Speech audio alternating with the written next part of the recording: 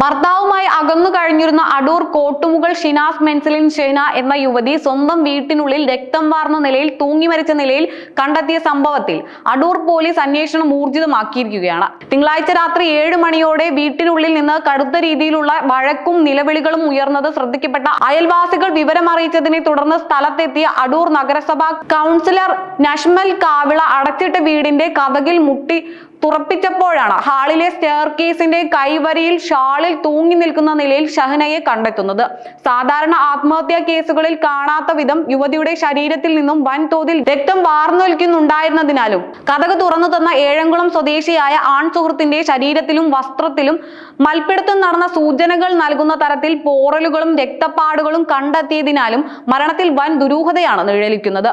കൗൺസിലറുടെ സമയോചിതമായ ഇടപെടൽ കാരണം സംഭവ സ്ഥലത്ത് നിന്ന് രക്ഷപ്പെടാൻ കഴിയാതെ പോയ ആൺ സുഹൃത്തിനെ മിനിറ്റുകൾക്കകം ഡിവൈഎസ്പി VS പ്രദീപ് കുമാറിന്റെ നേതൃത്വത്തിലുള്ള വൻ പോലീസ് സംഘം സ്ഥലത്തെത്തി കസ്റ്റഡിയിലെടുത്ത് ചോദ്യം ചെയ്തു വരികയാണ്. ഒറ്റനോട്ടത്തിൽ തൂങ്ങിമരണമെന്ന് തോന്നിക്കുമെങ്കിലും മരണത്തിന് തൊട്ടുമുമ്പ് കടുത്ത ശാരീരിക ആക്രമണം നടന്നിട്ടുണ്ടെന്നാണ് പോലീസിന്റെ പ്രാഥമിക നിഗമനം. മൃതദേഹം കണ്ടെത്തിയ ഹാൾ, കോണിപ്പടി പരിസരം, വീടിന്റെ മുൻവശം എന്നിവിടങ്ങളിലെല്ലാം രക്തത്തിന്റെ പാടുകൾ ചിതറിക്കിടക്കുന്നതിനാൽ പ്രതി യുവതിയെ ക്രൂരമായി മർദ്ദിച്ച് പരിക്കേൽപ്പിച്ച ശേഷം കെട്ടിത്തൂക്കിയതാണോ അതോ കടുത്ത മർദ്ദനത്തിന് ഇരയായ ശേഷമുള്ള മാനസിക വിഷമത്തിൽ യുവതി സ്വയം ജീവനൊടുക്കിയതാണോ എന്ന് 2 സാധ്യതകളാണ് പോലീസ് പ്രധാനമായും പരിശോധിക്കുന്നത്.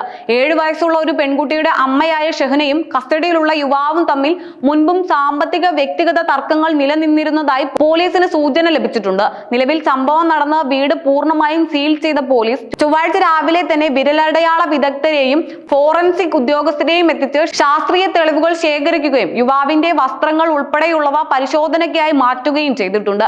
ഇൻക്വസ്റ്റ് നടപടികൾ പൂർത്തിയാക്കിയ മൃതദേഹം അടൂർ താലൂക്ക് ആശുപത്രി മോർച്ചറിയിലേക്ക് മാറ്റിയിരിക്കുകയാണ്. ശരീരത്തിലെ മുറിവുകളുടെ ആഴവും കൃത്യമായ മരണകാരണവും പോസ്റ്റ്മോർട്ടം റിപ്പോർട്ട് പുറത്തു വന്ന ശേഷമേ വ്യക്തമാകൂ എന്നും വധശ്രമത്തിനിടെയുണ്ടായ കൊലപാതകമാണോ എന്ന് തെളിയിക്കാൻ പോസ്റ്റ്മോർട്ടത്തിലെ കണ്ടെത്തലുകൾ അത്യന്തം നിർണായകമാകുമെന്നും പോലീസ് അറിയിച്ചു. സംഭവത്തിൽ യാതൊരുവിധ വിട്ടുവീഴ്ചയുമില്ലാത്ത സമഗ്രമായ അന്വേഷണം ആരംഭിച്ചതായും ശാസ്ത്രീയ പരിശോധനാ ഫലങ്ങളും പോസ്റ്റ്മോർട്ടം റിപ്പോർട്ടും ലഭിച്ച ശേഷം മാത്രമേ കൂടുതൽ വിവരങ്ങൾ ഔദ്യോഗികമായി പുറത്തുവിടാൻ സാധിക്കൂ എന്നും അടൂർ ഡിവൈഎസ്പി S പ്രദീപ് കുമാർ മാധ്യമങ്ങളോട് വ്യക്തമാക്കി. പ്രദേശവാസികളെ കടുത്ത ഭീതിയിലാഴ്ത്തിയ ഈ സംഭവത്തിൽ ഒളിച്ചിരിക്കുന്ന ദുരൂഹതകൾ മുഴുവൻ പുറത്തു കണ്ടുവരണമെന്നും കുറ്റവാളികൾക്കെതിരെ കർശന നിയമ നടപടികൾ സ്വീകരിക്കണമെന്നുമാണ് നാട്ടുകാരും ജനപ്രതിനിധികളും ഒരേ സ്വരത്തിൽ ആവശ്യപ്പെടുന്നത്.